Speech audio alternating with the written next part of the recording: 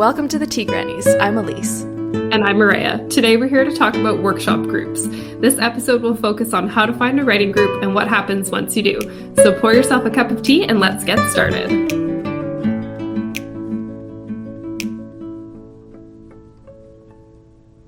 So we've been in a group for 4 years, since 2017, with our fellow graduates from the Writers Studio online. A few of us just banded together and decided that the workshopping from our courses was hugely beneficial, and we wanted to keep doing it. So Maria has graciously taken over the organization of the group, and we bow down to her weekly because none of us would be able to handle that. She's great. So if you have someone like that in your circles, you're golden. But yeah, we've been doing this for 4 years and we've been really enjoying it, seeing how the group progresses and how everyone grows together. And so we thought, let's talk about that, because often we don't think about workshop groups as being integral to the writing process, but I think that's going to be one of the biggest benefits to any writer out there, is if you can have a group of people who get to know your work and get to know your style, but they're able to still be critical and give honest feedback and help you grow. Some of the biggest benefits I think that we've noticed together is just how those outside eyes will be so crucial to getting you some space and some distance from your work. It helps so much for getting you to take a step back and just look at it critically, because when you've just written it down, when you've just finished that draft, you've powered through those chapters, it's really hard to be objective. So that's probably primary benefit. And surrounding yourself with these people who will honestly tell you what to think about your work, is going to be so much more helpful than trying to do it all yourself. This can also make things tricky, because whenever you're in a group of people, you're going to have a variety of opinions, and no two people will always agree on the same things. But I think we really want to drive home that it's more beneficial than detrimental in the long run. And actually, those conflicts through opinions can be so interesting and so helpful for determining, okay, who's my target audience, and am I pleasing them or am I pleasing somebody else? And do I need to make that switch? And so many times I've seen just these kind of conflicts between, this person said this about my project, this person said that about it. I know this person reads in my genre. I know this person doesn't. So what can I take from the person who doesn't that is going to be, insight that I wouldn't have otherwise had, and what can I just let go because they just don't read in that genre? It can be such a huge help. And then these people, as they get to know you, they'll notice the flaws in your plot more quickly. And especially people who don't read in your genre, they can notice the flaws in your plot more quickly than someone who does. And it can be very impressive how they do that and how blind we are to our own tropes and things. Yeah, and that's exactly it. Getting outside eyes on your work is so important, because something there can be a big mistake, a big plot hole, or something that's offensive. You didn't mean for it to be offensive, and they will catch it for you way before you go and embarrass yourself querying that piece to an agent or self-publishing it. That would be even worse. Mm-hmm. So you need to get those other eyes on your work, and having a workshop group, you're doing it for each other for free, right? You're not paying someone to read your work and give you feedback, which is nice. It's sort of like a, you scratch my back, I'll scratch yours scenario. Mm-hmm. So you do 10 pages of theirs and they'll do 10 pages of yours. And then, it's quite a fair setup. And we'll get into a little more about feedback and things like that shortly. But the thing I wanted to touch on is the single best way to improve your own writing is to participate in a workshop group and work on other people's writing. So when you see your mistakes in someone else's work, it's gonna drive the point home so much better than someone being like, hey, I didn't like that. Yeah. You're gonna see it, you're gonna help them fix it, and your work will improve, whether you're aware of it or not. If you compare your work from, when I look at stuff from when we first started workshopping in our group to now, major difference. And a lot of the issues that I had at the beginning of the workshop group are completely non-existent now. So I broke a lot of bad habits and fixed a lot of things over time by working with a group.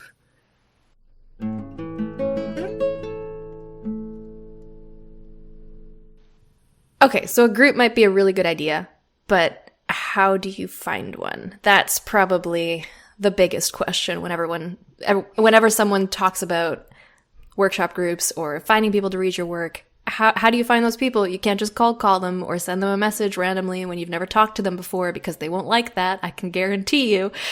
But there are other ways. There are other ways to do this, I promise. So we've talked about the Creative Academy on here before. It's a lovely, lovely online community where writers just kind of band together and encourage each other to get things done.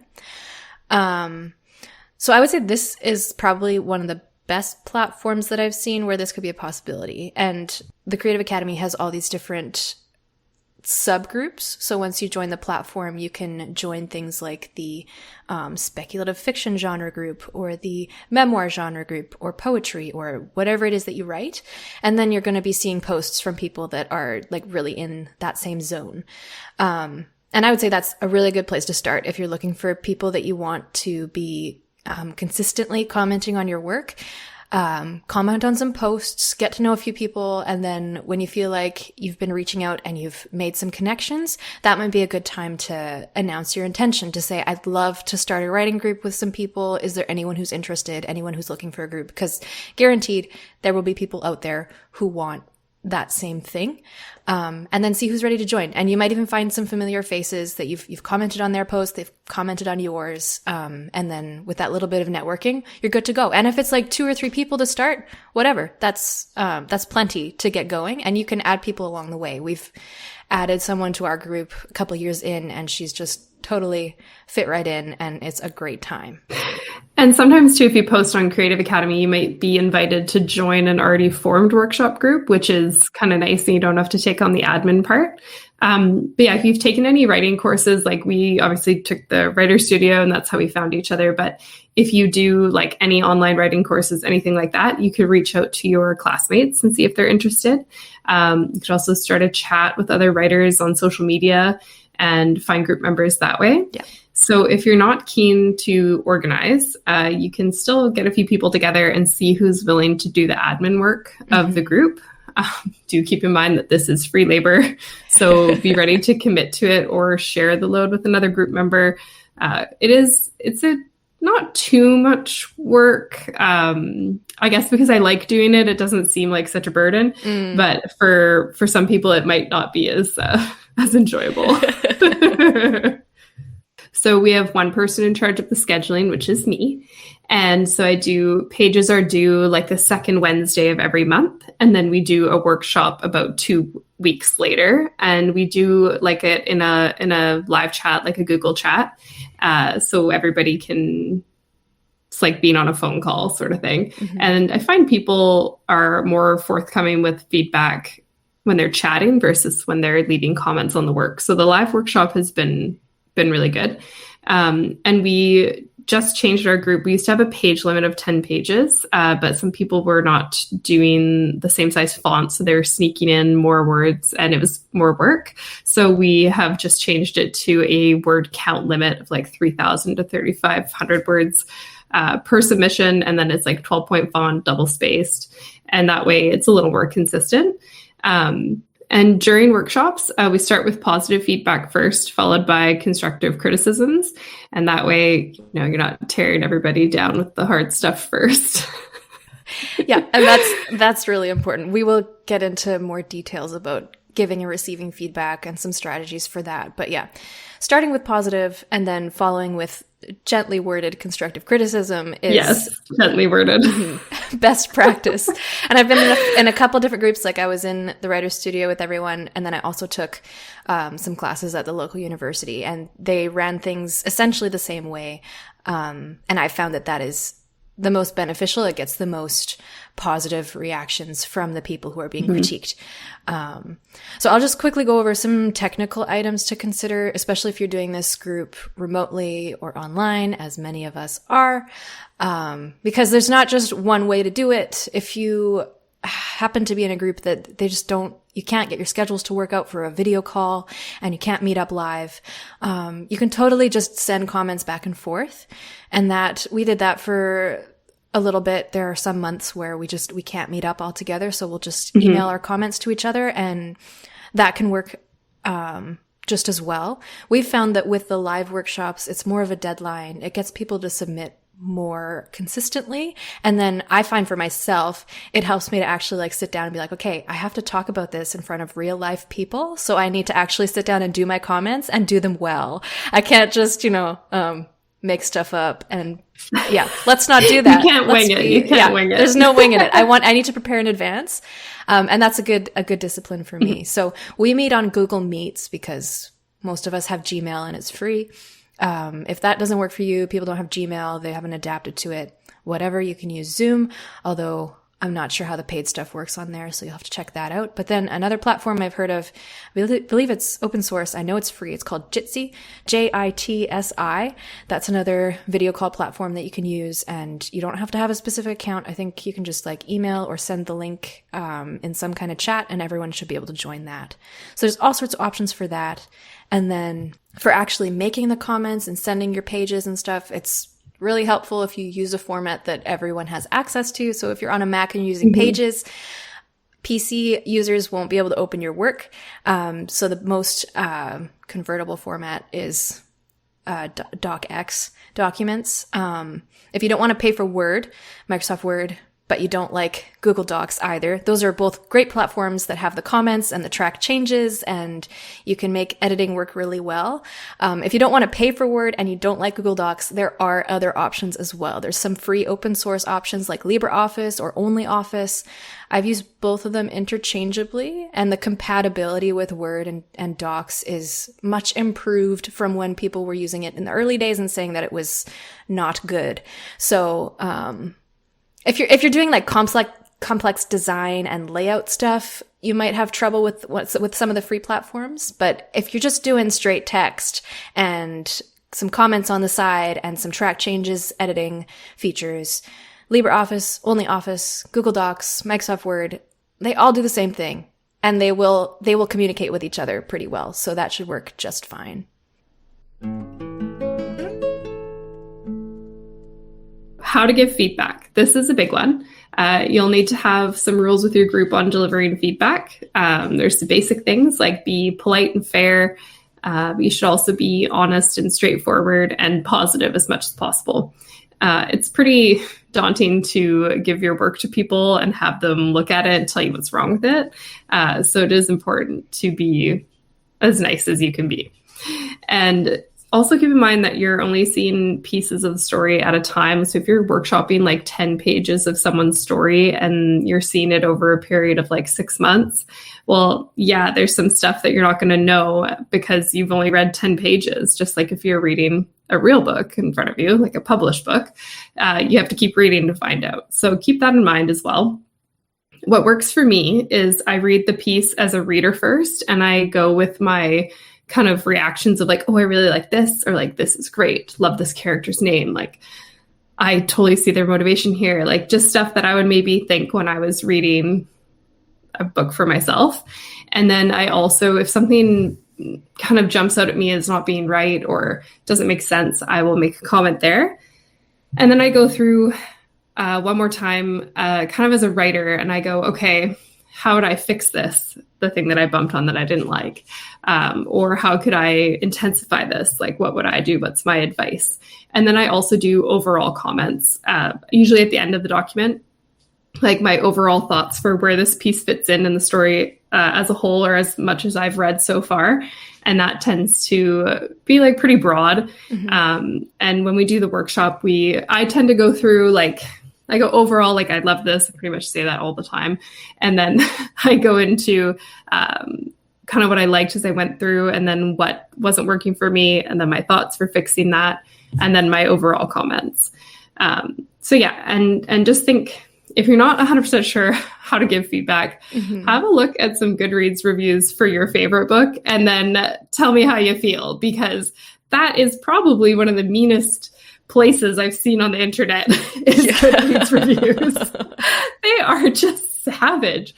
So it takes a lot of work to write a book, and it's scary to send it out into the world, even if you're only sending it to like 3 people in a workshop group. Yeah. So it is, be kind. Even if you don't like it, it's not your genre, you can find something good to say about it. So that's all well and good, but how do you criticize someone positively. Like, people say that all the time. Be nice, be honest. And then everyone's sitting there like, okay, but if I don't like it, I don't like it. Like, how do you sugarcoat that?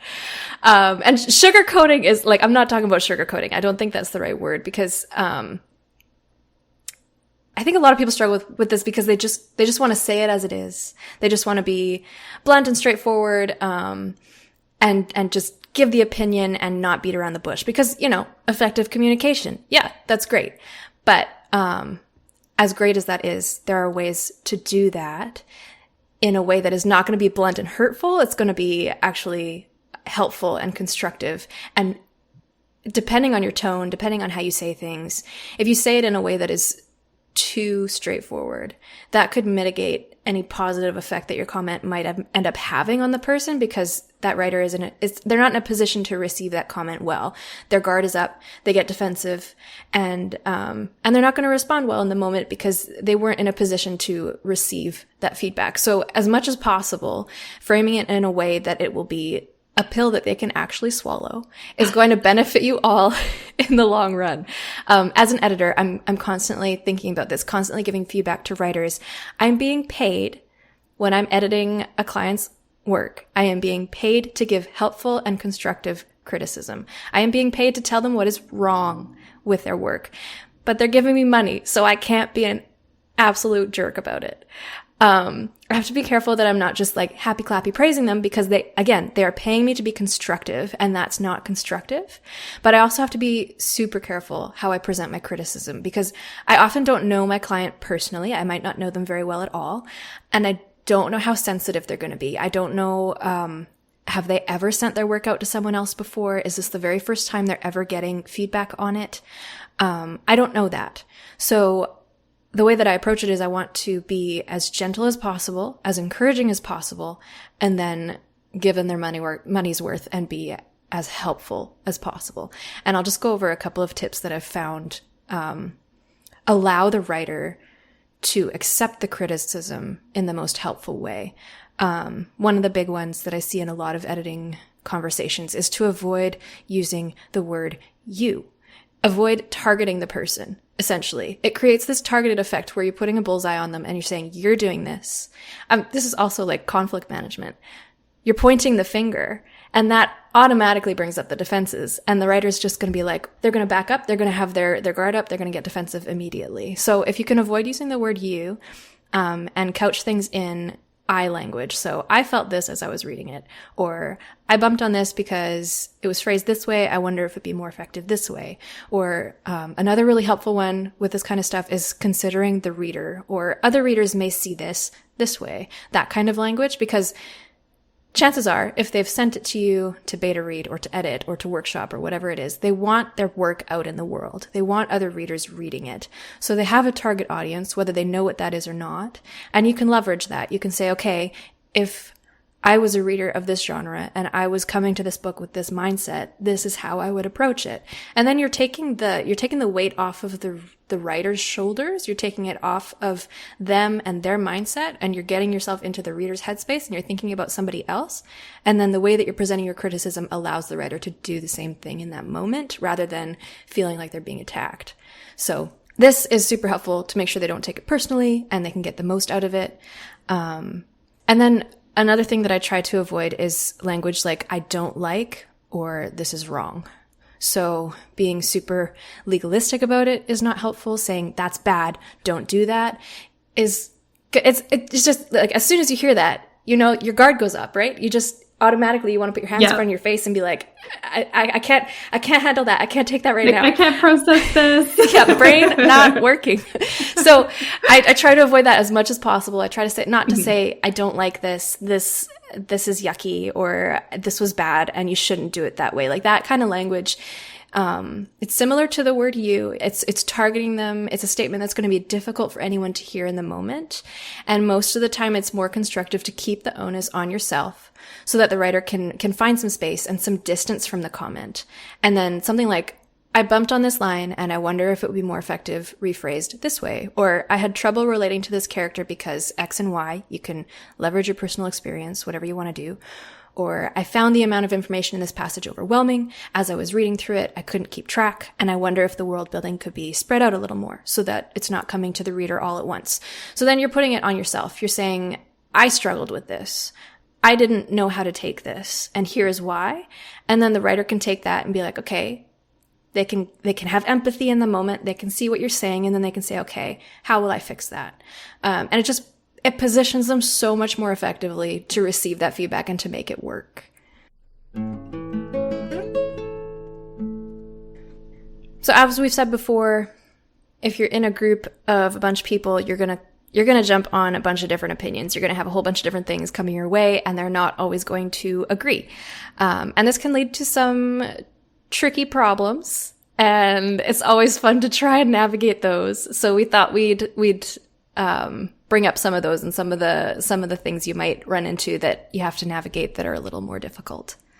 Yeah, so if any of you, and I'm sure you have done a group project before, you remember those lovely things from high school and university where half the group was doing all the work, one person never showed up, and one person turned in absolute garbage, like hot garbage work. You know what it's like when you're working in a group. The thing I find with writing groups, though, is everybody wants to be there. So you run into that less, but you are still going to run into a few things like people kind of not pulling their weight. So if someone's normally a great contributor and they're having a bad couple months, or they opt out because they're super busy at work, I mean, don't bother saying anything at all. But if you have someone who only ever comments negatively, or they leave the bare minimum of comments on their work, and you're doing like 100% more work on their pages than they're doing on yours, it is whoever is the group leader, whoever that designated person is, it's their responsibility to bring it to their attention privately. And I was just going to add too, you might not need to bring it to the group leader's attention. It might be something you can just address the person. Because if you notice that they're doing this consistently on your work, they might not be doing it to other people. It might just be like you're not writing in their genre or whatever it is, whatever issue they have, and they're not conscious of it. It might be worth just bringing it to that person's attention privately, sending them an email and saying, hey, I've noticed this. It's maybe a little bit uncomfortable. I'm wondering if you could like tone it down or just focus on a different kind of feedback. Like there's different ways you can phrase it to keep it civil and keep it just gentle. Like this is conflict management now. This is similar to what I was saying before. Avoid those you statements and avoid the I don't like and you're a jerk. Like that's not gonna get you very far. Not gonna help anybody. But if you want to address that person, bring it up with them directly. Just be upfront about it and be honest and say, I've been uncomfortable with this, or this has made me feel a little bit off. I'm wondering if you could focus on a different thing. I think that can be received really well, and that could end up being really helpful in the long run. It can, and you will run into addressing sensitive topics in your group. Don't be afraid to remind your group that you're all here for the same reason. You're here because you want to write, you want to get feedback on your writing, and you want to be supportive and have a little community. So if someone says something that is racist or sexist, or if something in their writing comes across that way, definitely say something about it. Definitely flag it. Yeah.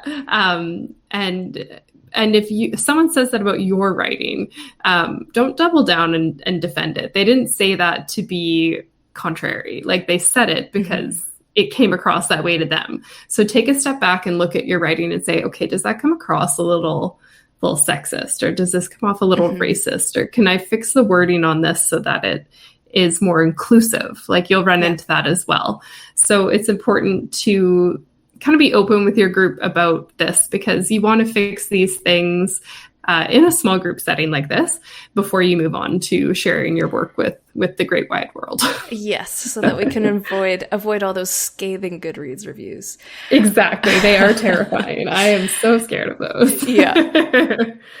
And considering how you talk to other writers about their work, in equal portion, you want to consider how you receive that feedback. Like you're saying, if someone says, I read this and it felt racist to me, or I read this and it felt like a sexist comment and I didn't like how women were portrayed in this situation, doubling down and saying, well, no, I wrote it this way because, or whatever that is not going to promote a helpful conversation, most likely. Yeah. Like, we're not in the group to debate those issues with each other. We're there to flag, this is how it made me feel. This is how it might make other readers feel. And then it's your job as the writer who has been given that feedback to look at it critically and see, okay, I could maybe rephrase it so that that is just not an issue anymore.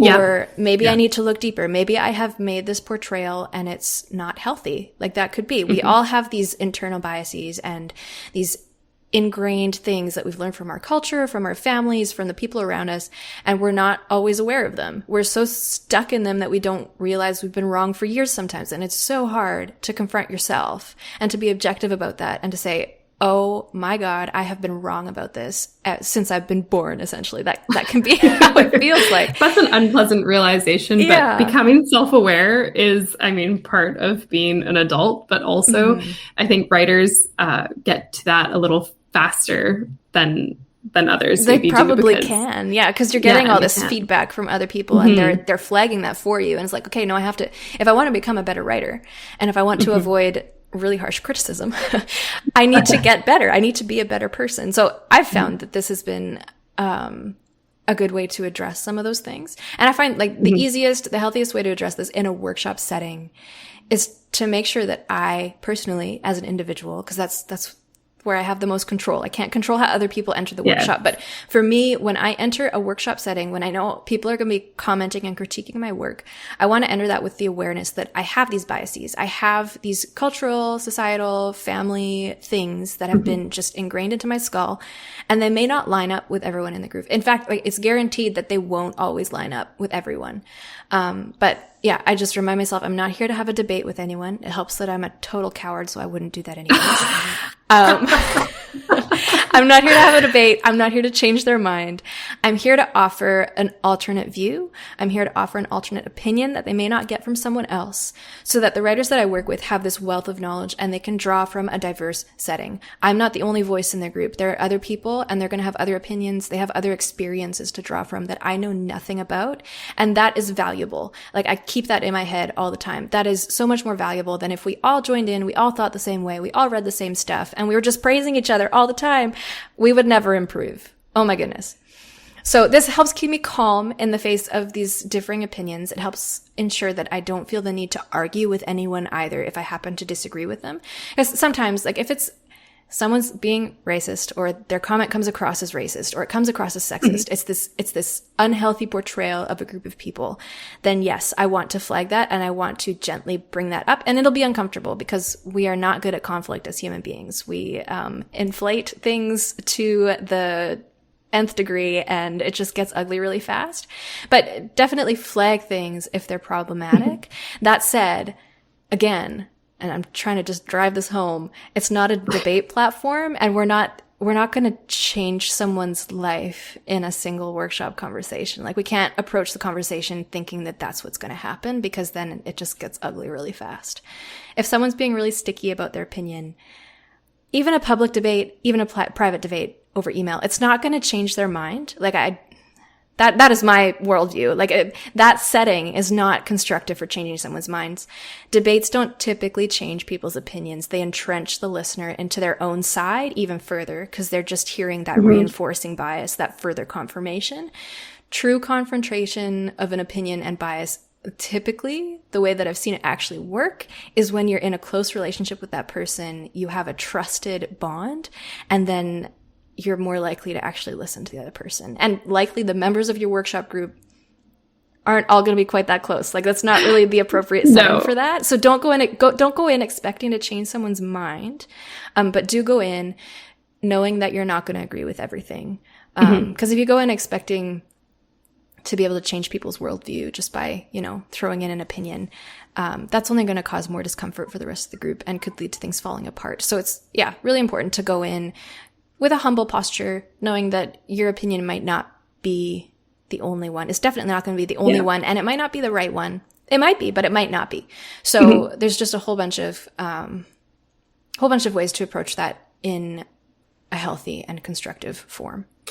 And the other thing is, when you're getting feedback on your work, say there's 6 people giving feedback, one person has a very strong opinion about something in your story that doesn't work for them, however they want to label it, and the other 5 didn't mind it at all, you're probably okay. Yeah. I mean, I would probably get further eyes on the work just to be sure.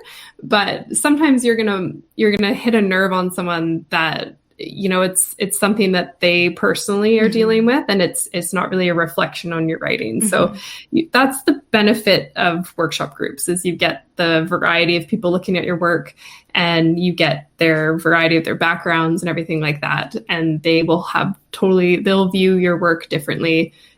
Each of them will view it differently. Yeah. And that's how you get a good idea of what it's going to be like when it gets out there in the world. Like, again, with the Goodreads reviews, read a review for a book I read recently.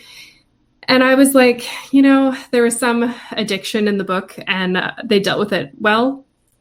And one of the reviews was like, oh, well, I just don't think that that's how there's no way that would work. You could never deal with addiction this way. And like, they were very closed-minded about it. And as someone who knows recovering addicts and what they go through and what that process actually looks like, I was like, well, I mean, you're just flat out wrong. I'm not going to argue with this person in the reviews. But to me, when I read that, I said, well, they probably just don't have the life experience that I have. They probably don't know anyone like that. And so that's something to take into account as well.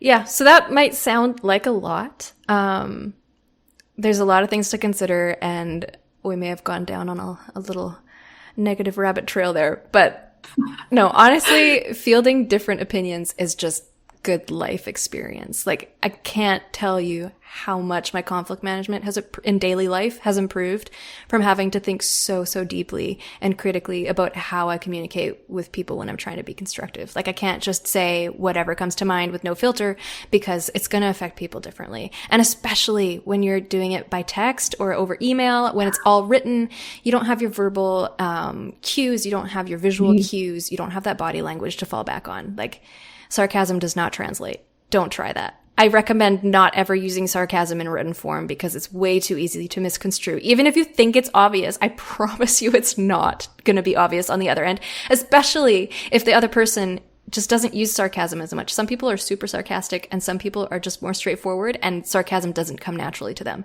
And you don't know how that person on the other end of the email is going to respond to it. So, at this point, I think because of how I've had to think about this, I'm so much more willing to have an uncomfortable conversation with someone about like all sorts of things, not just writing things.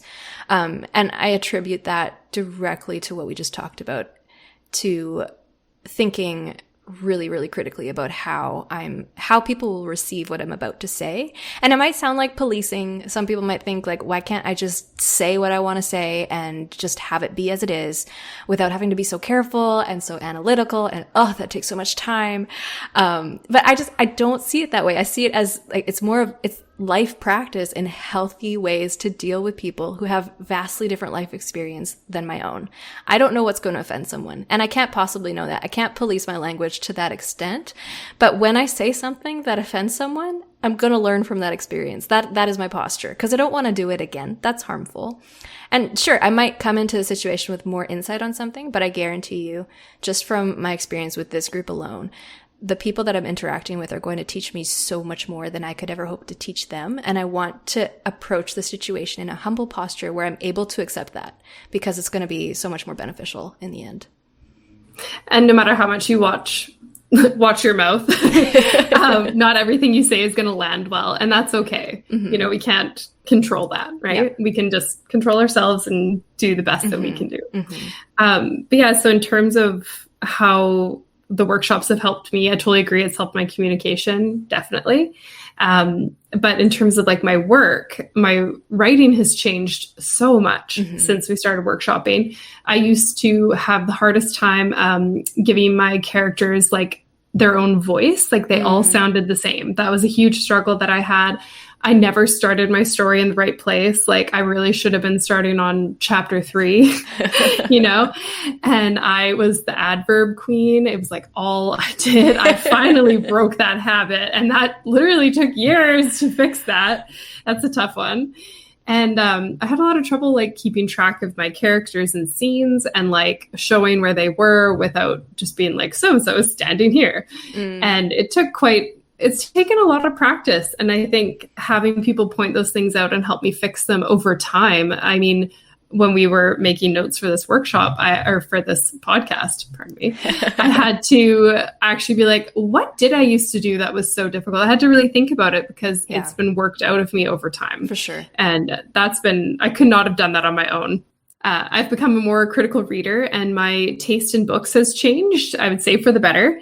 And I got out of a reading slump that I'd been in for a long time where I just didn't enjoy what I was reading, and reading everyone's pieces in the workshop and a lot of them being more fantasy focused. I was like, man, I haven't read fantasy much. Like, I'm going to pick up some fantasy books, and Elise recommended some to me.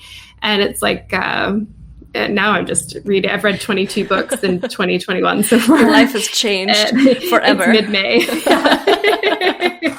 But the absolute best part was before the writer's studio and before a workshop group, I didn't have any writing buddies. It was something I totally did on my own. None of my friends wrote. I didn't know anybody that did. I had no idea about the communities out there. Same. Had not a clue. And now I've got 6 workshop buddies and Elise is one of my best friends. Oh. So that is something that you will also get out of your workshop. I'm blushing. Well, we're adorable. What can I say? But yeah, so get a workshop group. It will be one of the best things you can do for your writing. And it's so nice to have writing buddies, you know, makes such a difference in going to conferences. Oh, for one. Yeah. Going to those places where you feel like, oh, do I fit Everyone's in here? looking at me. Exactly. And that's the tea on workshop groups. All links will be in the show notes, and you can reach us anytime at theteagrannies@gmail.com or follow us on Instagram at @theteagranniespodcast. Please rate and review us wherever you get your podcasts. It's time to put the kettle on. We'll see you again in 2 weeks. Happy writing.